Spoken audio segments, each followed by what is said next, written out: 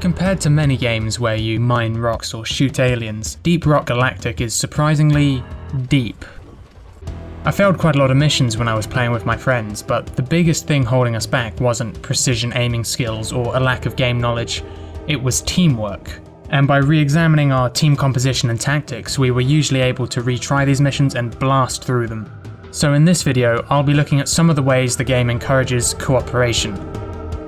Leave no dwarf behind! Deep Rock Galactic features procedurally generated caves, which means that some levels are going to randomly end up harder to cross than others. If you end up stuck in a hole somewhere, your basic pickaxe can be used to dig paths, but this takes forever.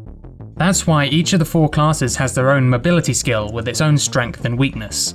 The driller can drill pathways up and down and between rooms, but they can't cross open spaces. The gunner has a zipline gun that lets them carry the entire team over a long distance, but it only has 4 charges. The engineer has a platform gun that lets them build staircases and reach resources on the walls and ceiling, but setting these up takes a lot of time.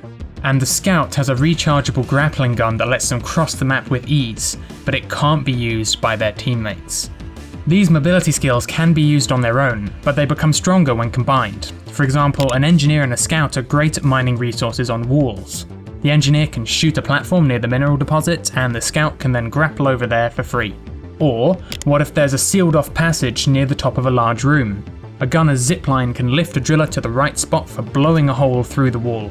Traveling as a team becomes a rewarding experience because you end up covering each other's weaknesses, and this encourages players to stick together and cooperate. We're all gonna die! Some enemy types are best tackled in groups. The most obvious are cave leeches, which sneak down from the ceiling and grab onto your dwarf. If you don't have a teammate nearby to shoot it, this spells certain death. How could this happen to me? Praetorians have hard exoskeletons covering much of their body. You can shoot them in the mouth, but it's much easier for a friend to run around the back and attack their soft, exposed rears. Dreadnoughts are similar, but their massive HP reserves means that ideally you want your whole team nearby so that you can deal out constant damage. And some enemies are easier to take out as a particular class. The engineer's auto-aiming turrets are great at taking out swarmers, whereas the gunner is well suited for handling the large and stationary spitball infestors. This is another way that having a variety of dwarves on your team helps you tackle everything the caves will throw at you. I could use a day off, but not today. Many of the quests require you to gather items spread across the map, whether that's alien eggs or mini mule eggs or rare minerals. By splitting up and finding these in parallel, you can complete the mission faster. But there's a cost to this since you're much more vulnerable to alien attacks when you're alone. This means that the matches tend to have a natural push and pull, where you split up into pairs or singles to gather the resources before joining back up when a large wave arrives. This is most obvious in the point extraction missions. You start with a heavily armoured rig in the middle of the map, which serves as an obvious meeting point during times of crisis. You're then tasked with carrying large, heavy minerals back to the rig, which reduces your mobility and makes cooperation even more important. Your scout can search ahead for the minerals, your driller can quickly extract them, your engineer can cover the area with turrets, and your gunner can set up zip lines to bring people safely back to the rig. It feels great when you manage to pull off these kinds of team plays. To cap it off, after completing a quest, any rare minerals you found will be duplicated for every player. This means that you still help the team even when you run off by yourself to hit shiny rocks. This is a great way to transform a normally selfish action into a cooperative action.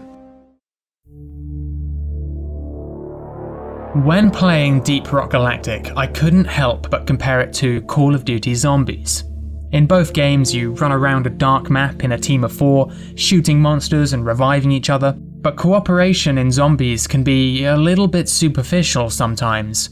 It does help to be near your teammates, since 4 guns are better than 1, but a skilled player can also just run around the map solo, triggering traps and constantly moving in circles. By contrast, Deep Rock Galactic often throws you into situations where you don't have all the tools you need. Each character class is missing something important, and only by covering each other can you tackle the game's higher difficulties. You're also given clearer objectives, and most of these need good teamwork to pull off before the aliens overwhelm you. And so, the reason why cooperation feels so good in Deep Rock Galactic is that each dwarf is a single piece in a larger jigsaw puzzle. Your complementary abilities make tight cooperation the obvious course of action. As always, there's a whole lot more I could say about this game, like how it uses visibility as a resource, or how the wall climbing enemies add a lot of verticality to the combat, but for now I'll have to leave things here. If you like this video, why not check out some of my other ones, and if you want to see more game design videos in the future, don't forget to sub. That's all for now, thanks for watching.